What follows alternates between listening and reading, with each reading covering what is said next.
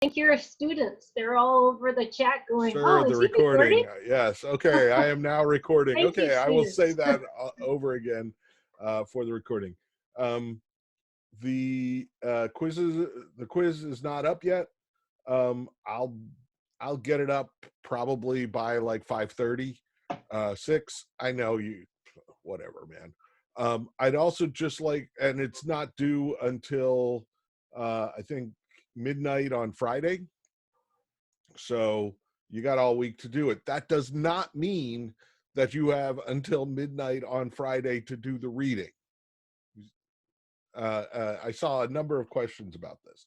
So uh, go by the syllabus. If we look at the syllabus here, let's look at the syllabus. Um, let's screen share. And there's my good old syllabus. Share. Okay. Here's my syllabus, right? And so we are in week 2, right? This is where we are, March 30th. That's today. So I split it into Monday, Tuesday, and Thursday, Friday. So today, to screening of witness. Yeah, okay. So there was a question: when do we have to get witness watched by? And I believe I said quite a number of times that I would be talking about it today. I'm going to put it in there. Witness watched. Mischief made. So that's for next year, though. But I am going to be talking about it today. And for today, you should have read Glassner Part 2, chapters 2 and 3, page 35 to 92. And then for Thursday, you should have played Tacoma, and you should have read section 1, chapters 1 and 2 of Creator's Guide to Transmedia Storytelling, which I call Phillips by the author's last name, Andrea Phillips. So Glassner is the interactive storytelling book, and the Phillips is the transmedia book. So there will be questions for both the books. Oh, yeah, I can't do that. For both the books will be on the reading quiz that is due on Friday, Friday at midnight. And the Write Club goes up tomorrow, and that will be due on Thursday. Remember, Write Clubs are supposed to be short. If you're taking more than a half an hour, if you're really taking more than 10, 15 minutes doing a Write Club, you're probably overthinking it. So just a reminder. Okay. That done. Also, I think we had a good time watching Witness. By your comments in the chat room, I thought it was well, there was a number of like, oh man. Oh, there's a free version of Witness in the chat room. Thank you. If you haven't watched it yet, watch it now. Not right now, but like tonight, because I'll be talking about it all week. It is my go-to example. That's why I make you watch it. Next. I want to, boogers. Go to,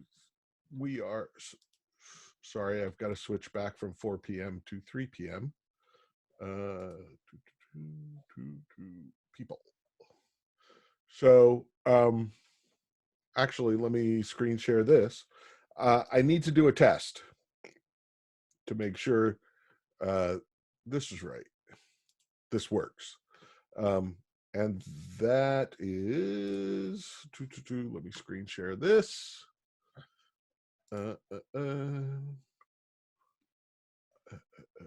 that, this. Okay, share. Okay, so this is the canvas. This is what I see, which is probably a little different from what you see, but it's close enough. So in the menu, I would like you to go to people. And at this point, you should see a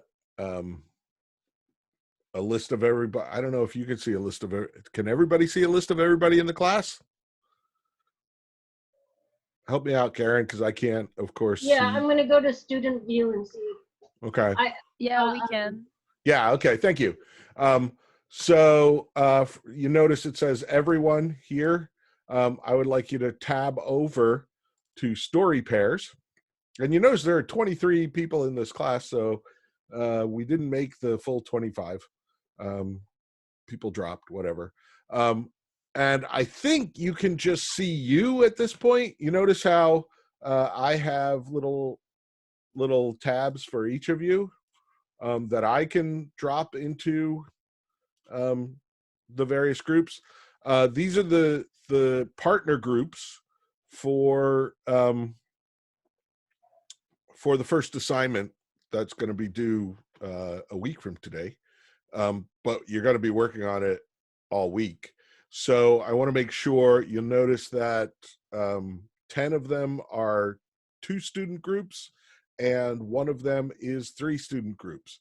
Could somebody get to this page and put themselves in a group? And let me make sure this works. I joined group 6. Okay, somebody's in groups. I got to refresh. Okay, so we've got a bunch that have gone in. So you'll notice that story pair 1 is full. Those are the 2 people in story pair 1. And there are a bunch of people in singles. Okay, you can now take yourself out of those groups. Let me refresh. You should be able to switch groups. Right. Okay. So what I'd like to do is give you all the opportunity to pair with whoever you want to pair with. And if by tomorrow in class, I'll check back here tomorrow in class and see who's left. And I'll just make the rest of the groups. Here's the thing. Oh, Dean, can you stop for a moment? Yes.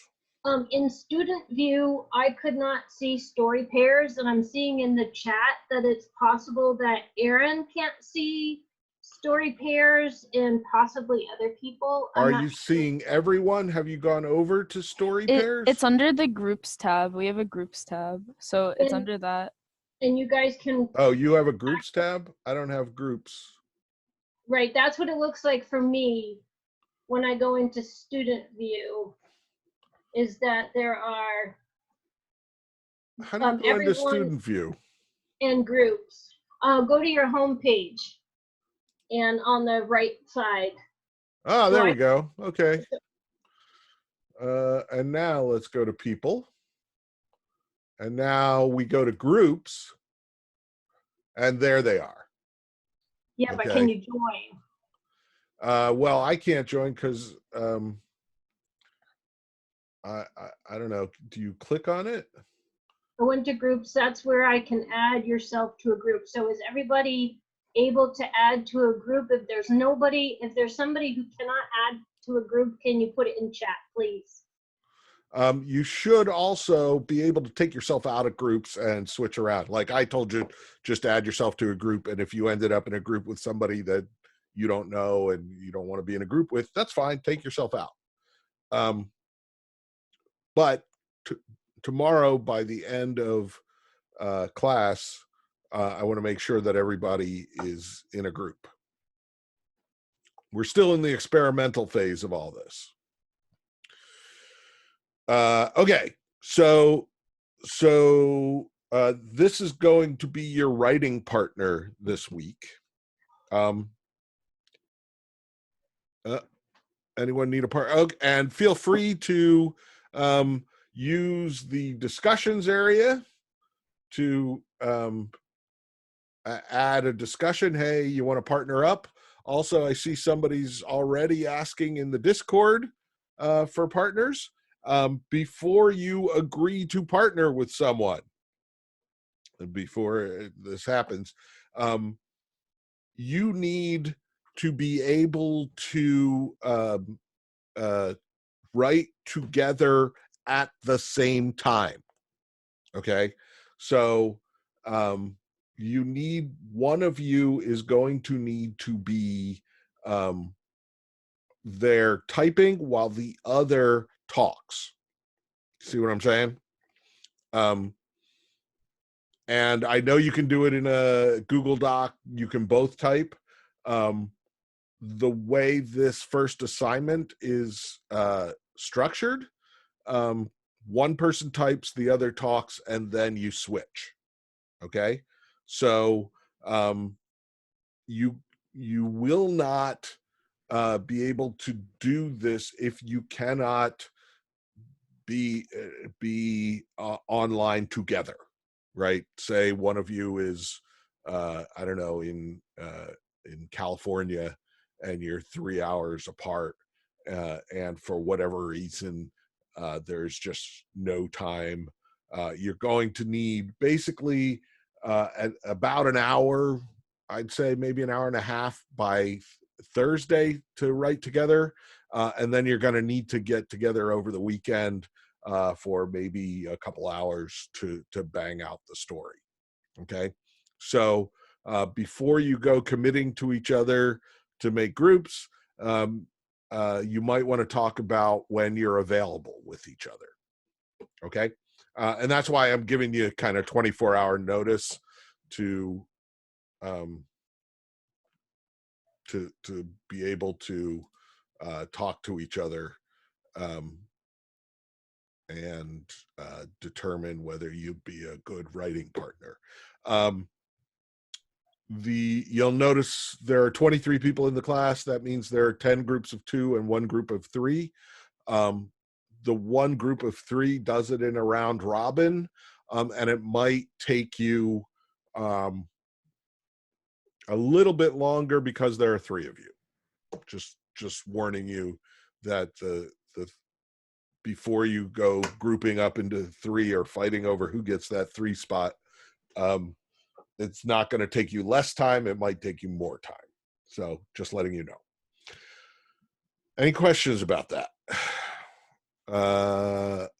This is where you can add yourself to a group. Story pairs are under groups. Did you get it? Okay, I'm going to get myself out of student view. There we go. Thank you for showing me student view. I have had student view before, and I lost wherever I had it. I knew it was a possibility, but I can't remember ever where I get into it. Okay, so by tomorrow, figure that out. All right, that's not a big ask. Figure out your group you're going to be working together. Any other business? You know what? I'm finding this, looking at myself with this is weird. So I'm going to get rid of it. So Mitchell's looking for formal instructions for that particular assignment posted on Canvas. Yes, they will be going up tomorrow when I explain it. Okay. I'm not there yet. Just saying that the instructions for it, you won't understand the instructions for it until I get to where I can explain them, and I'm not there yet. So okay, but you do need to know that you have to work together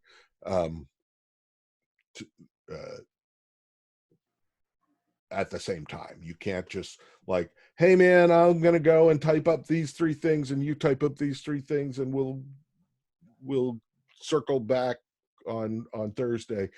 You actually have to talk to each other, and that's kind of the point. And if we were in a classroom together, I would just pair you up and have you talking to each other, right? But we're in this weird thing. Okay, so only 20 minutes in, and here we go. So Witness. I I kept this chat log, which is kind of hilarious. The opening of Witness, I noticed y'all noticed it.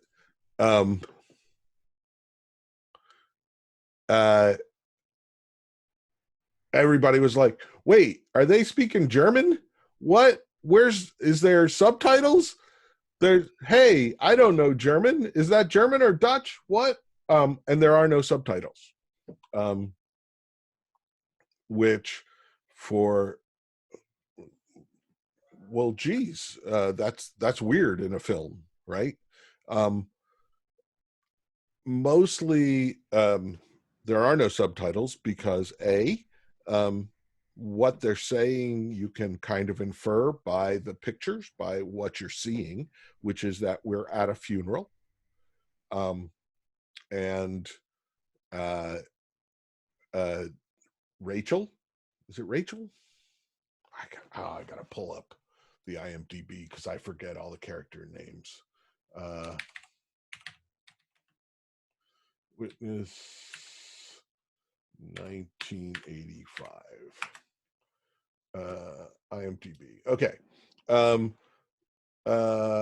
Rachel, yeah. Rachel is a widow, a new widow, and her boy Samuel is now without a father, and everybody's sad, or at least this is what an Amish funeral looks like. And we have this other guy, Daniel, who's already kind of like aggressive, weird. And so the first 10 minutes of the movie, there isn't actually any English. There's there's dialogue. Oh, good. According to Tubi TV, the subtitles are speaking German. Which is good that they didn't translate it, because Peter Weir didn't want you to know or focus on dialogue. He wanted to tell the story with pictures, right? So the first 10 minutes or so, until we get to Penn Station, essentially, is either silent music, or it's in German. And just to be clear, Pennsylvania Dutch is actually a misnomer. They are not Dutch. They are of German descent, and the Dutch comes from Deutsch, which is German for German. So the locals heard the Amish saying, "We are Deutsch," German, and said, "Oh, they're Dutch," right? Oh, speaking of which, I wanted to correct, because somebody corrected me at in the 4:00 class, and I make mistakes all the time. You'll find this.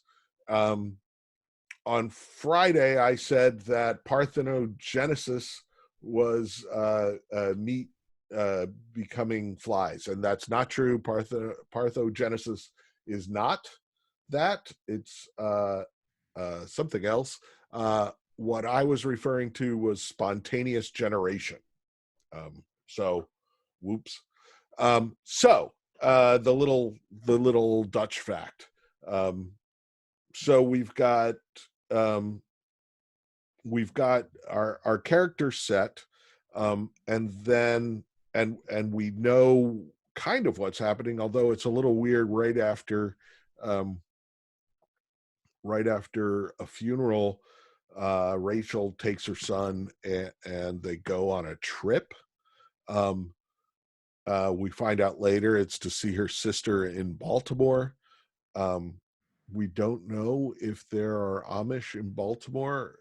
I would assume she would be going to see her some other Amish enclave in or around Baltimore, because if people leave the Amish lifestyle, generally they're not thought well of and they don't get visits. The shunning, right, is what Eli tells us. So okay. Also, there was a lot of talk about werewolves versus vampires. So I'm just looking through the chat. The other interesting little detail, and this goes to character, is we see as they're leaving the Lancaster County on the train. Samuel's looking out the window, and we see Daniel standing on his cart and racing the train with his horse-drawn cart. Right. Oh, thank you, Olivia. She says in the movie that her sister is due to deliver soon, and that's why they're visiting. Okay, so good. But we still, I would assume they're in an Amish enclave. That racing the train from Daniel, the blonde guy, is a very early clue about his character, right? That I mean, I'm just going to say it. He's showing off, right? And I'm a little weirded out by this because mostly what I'd do if we were in a classroom is have a talk about this, and we'd all talk about this. Caroline loves Daniel. Good. So he's standing on his cart. He's going hell for leather. And he's racing a train, right? He's kind of like the Uber Pennsylvania Dutch, right? He's right out there. So I want to talk a little bit about character, and this is in the reading. Character. Here, I'll even show this. I'm going to draw this. Why not? Again, normally I get out the chalk and start writing on the blackboard, but I've got a whiteboard. So share. Okay. So let's see. Let's do. Ooh, this will be much more legible than my stuff. So let's actually let's start with the world mask, right? And let me move that up here. That's what we show to the world, right? So in this case, also note that we don't even meet Harrison Ford in the movie until a good 17 minutes in. But we and he's essentially the hero of the story here. But he's not. The title character is Samuel, who we meet very quickly. So the world mask is what we show to everybody else, right? And one of the things that one of the ways to do a character, we talk about one-dimensional characters all the time. And when we say that character was pretty much one-dimensional, we can describe them using one thing. So for instance, in John Book's case, he is a cop, right? First and foremost, actually, let's call him lawful, right? He is, I mean, his very name says he's by the book, right? His name is John Book. If there's anything simpler than that, um, what's our character's name? John. Okay. I usually go with Bob whenever anybody says what's the character's name. Bob. Sometimes I say Betty. I try and keep it mixed up in terms of gender. But in this case, John Book is a by the book cop, right? He's about being right. He's about upholding the law. But as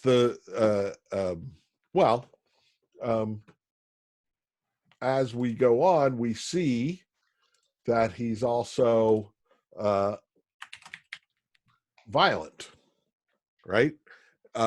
He hits people.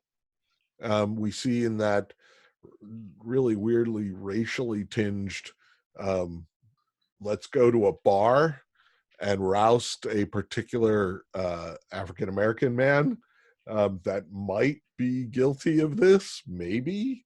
And I'm pretty sure he is a whacker. Yes, he's hell at whacking.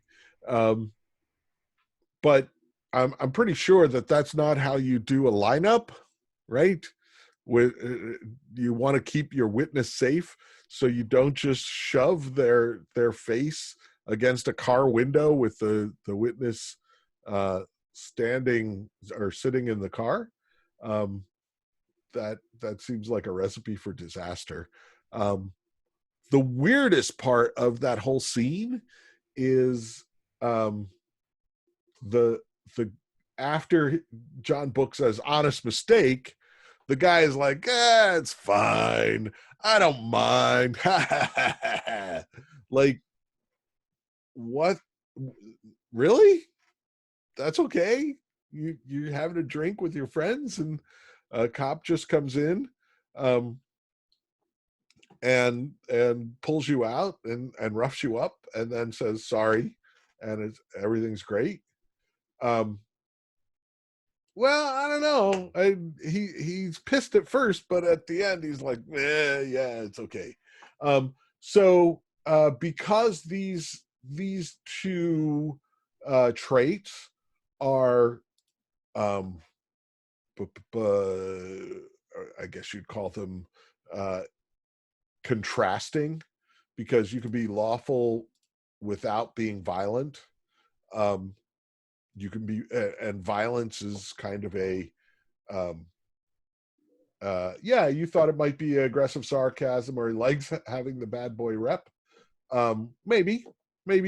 I think it's more like 1985 movie racism, where of course the black guy is gonna say no problem, Mr. Cop. So because these two traits, lawful and violent, contrast, we've got a more two-dimensional character, but it's still two-dimensional. So we need a third trait. I don't know. Help me out. Throw up a third trait. Lawful, violent.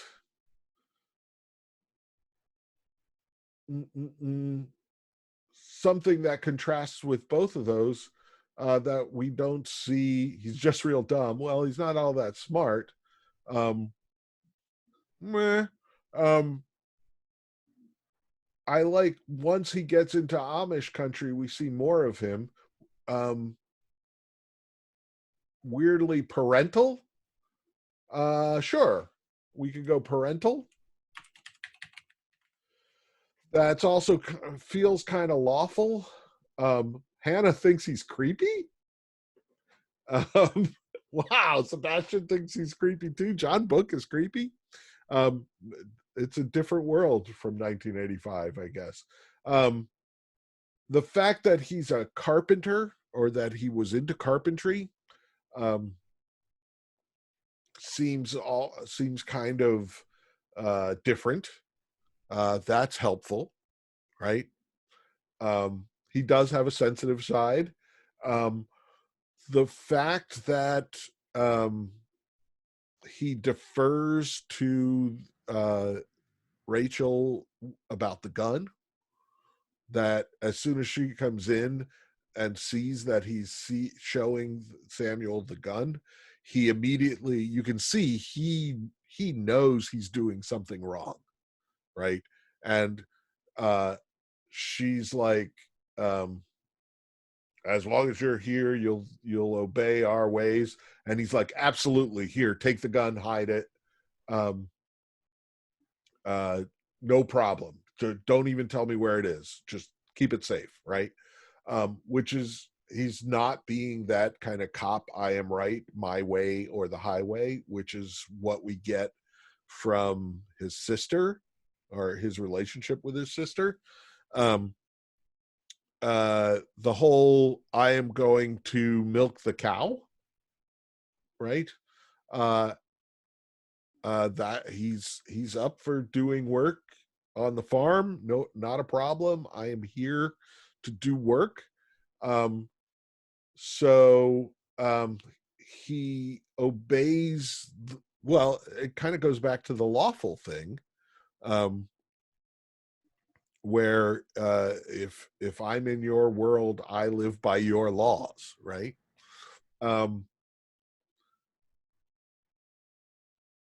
I know you guys all got creeped out by the romance, which is where I think the John Book creepiness comes in. That you it's weird that they fall in love or that they are attracted to each other. Did not like the romance, no thanks, hated that.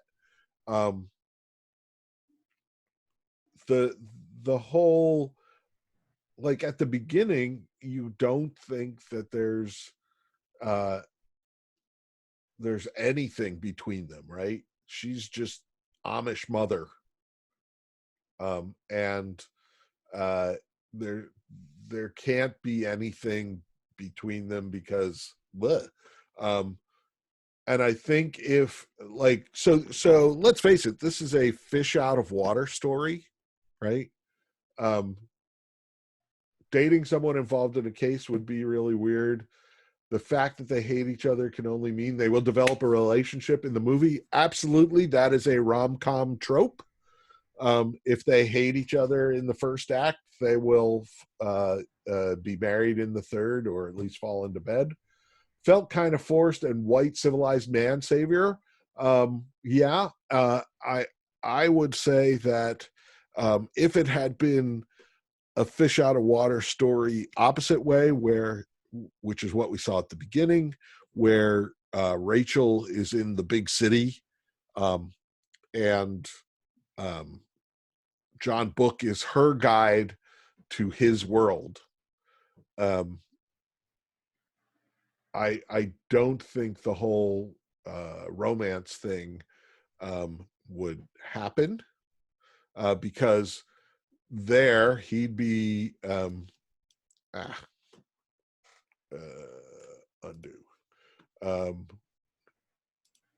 Let's see.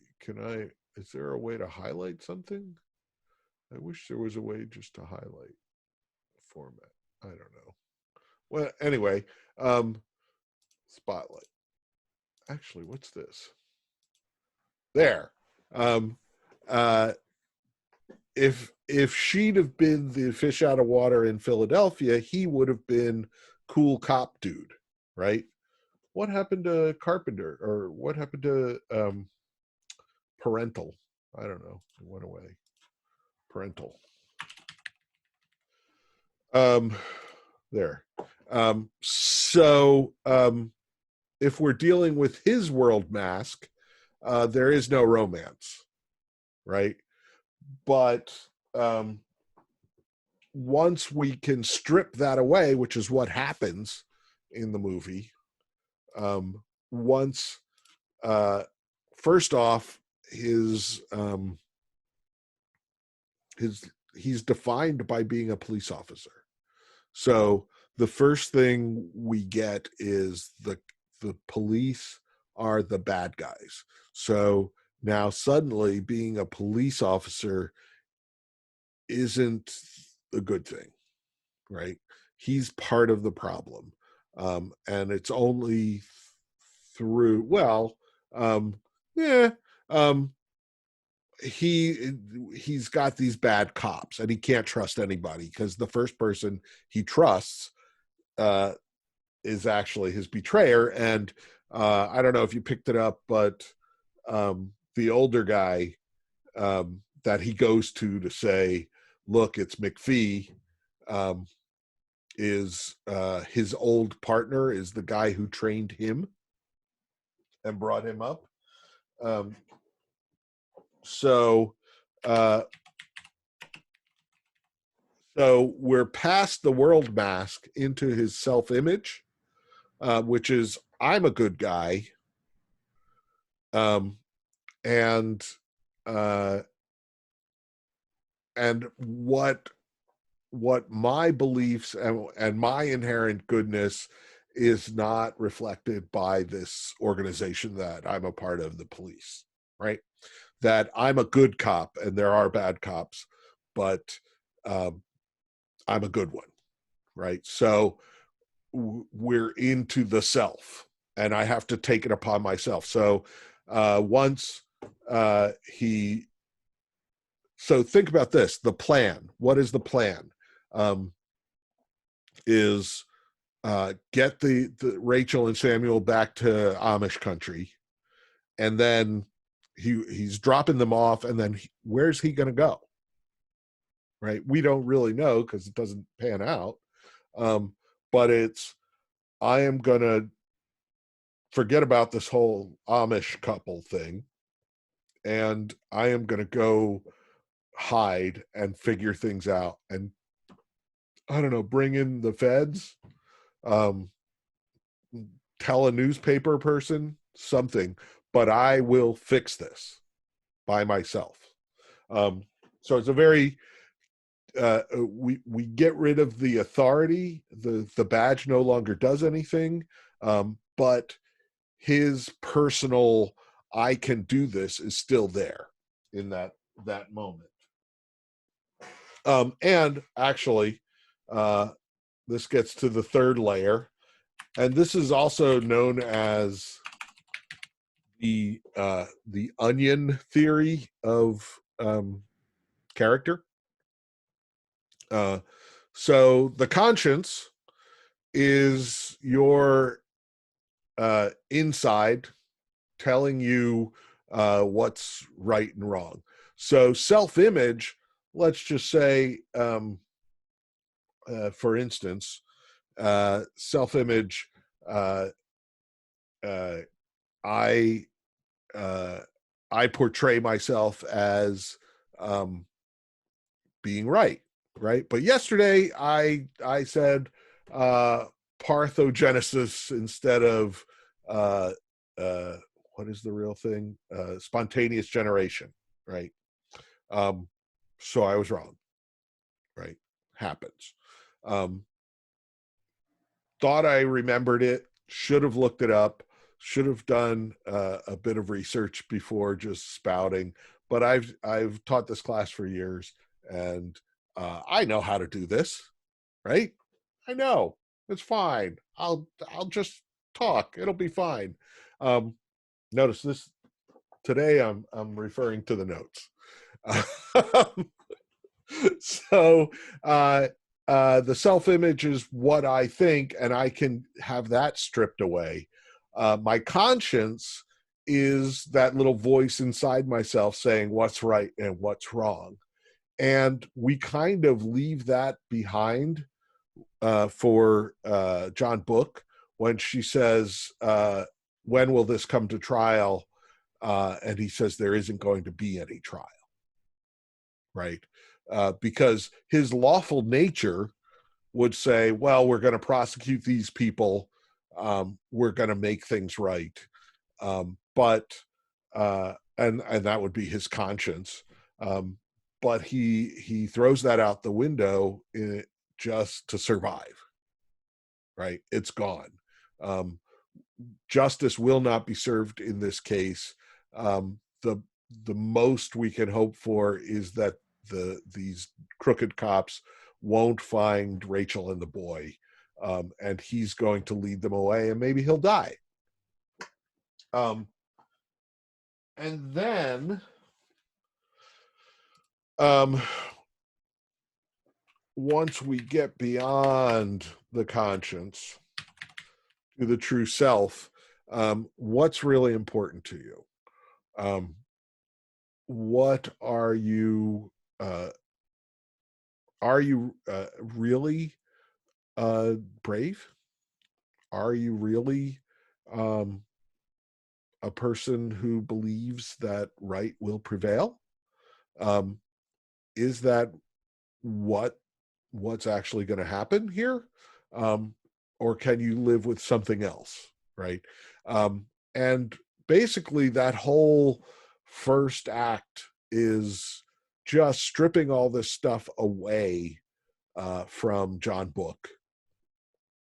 So we get to the person who can't really do anything but wander around a farm, and then we start the rebuild with Eli saying, if you can work on that car, you can work the farm, right? And we build a new character around John Book that is his Amish character. All right. So when we're talking about straight drama, realistic drama, which is what Witness is. I mean, there are no dream sequences. There are no, I don't know, inside the head. There's no voiceover, right? It's just watching people do the things they do. So the only thing that we have to assess a character is what they say, right? And we don't always say what we mean, right? In fact, most of the time we don't say what we mean. There's a great, a very good playwright named David Mamet, you may have heard of him, who says, we don't, and I'm paraphrasing, we don't say what we want. We say the thing that we think will get us what we want, right? So when we're writing dialogue, we call these tactics, right? And they're simple tactics. If in fact, I'm gonna switch to let me switch to Word, File, New. Let's see if I can do this in 4 minutes. Blank document. Okay. And I'm going to new share my white document. Okay, share. Okay, so the simplest play in the world, A and B, two people.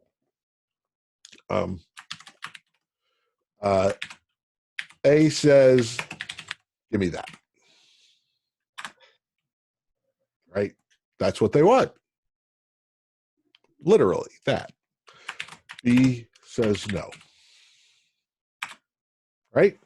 The end. Right? Very simple. Simplest play in the world. Give me that. No. In fact, a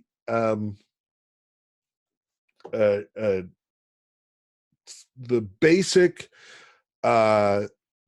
playwriting exercise, the very first one that I always did in my playwriting class, that works with screenwriting, that works with game writing, is write me a scene where A wants something from B, and by the end either gets it or doesn't. Right? That is the building block of every piece of drama ever. Okay, so let's make it a little more complicated. A comes back from that. Give me that, and I'll give you this. Right? B, no. So first off, once we do it twice, well, that's a new tactic, right? That's the simplest tactic in the world. B does drive a hard bargain. The simplest tactic in the world is to offer something, right? Now, the problem with B is that if we keep going against this kind of brick wall of no, we don't think that A can ever get it, right? So we need to allow the possibility, right? So if B instead says, give me that and I'll give you this, not enough, right? Then B says there isn't enough. There is something that will get A that, but this is not enough. So A has to sweeten the deal. But A takes a new tactic. Give me that, or I'll take it myself. Right? This is the stick to the original carrot. And B informs us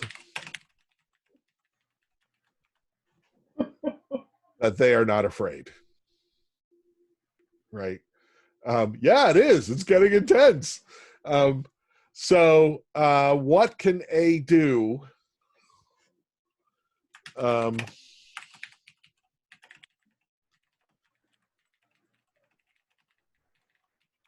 The intangible, right? Or better yet, how about that?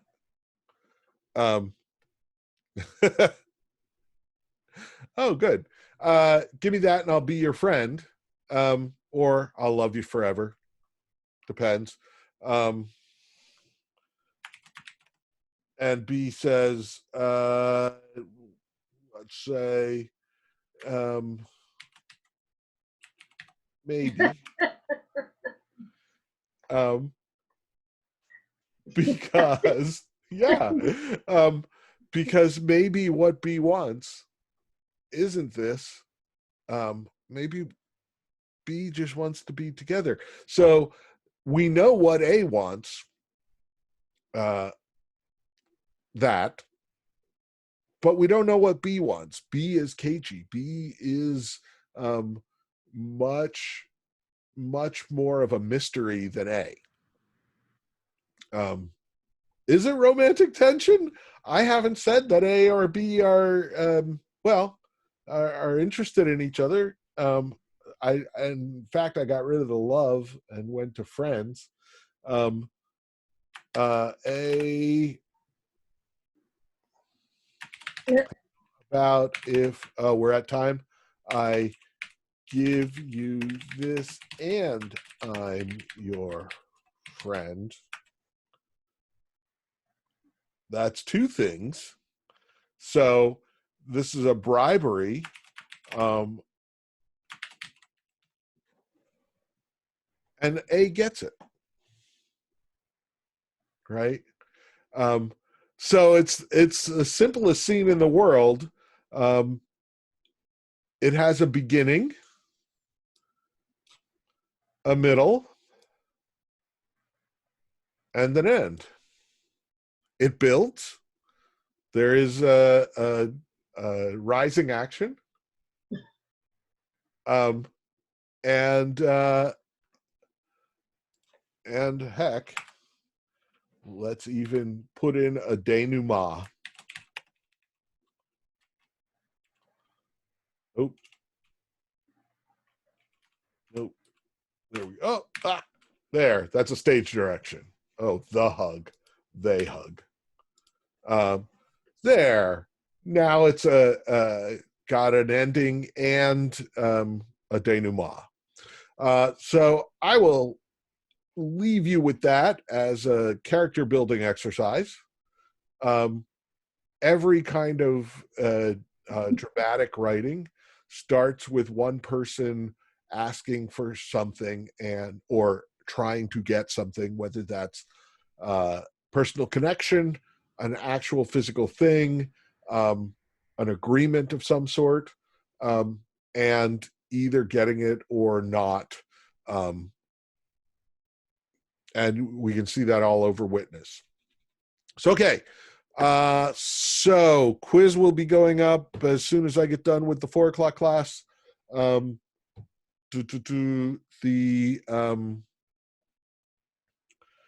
The Right Club will go up tomorrow, probably shortly before class.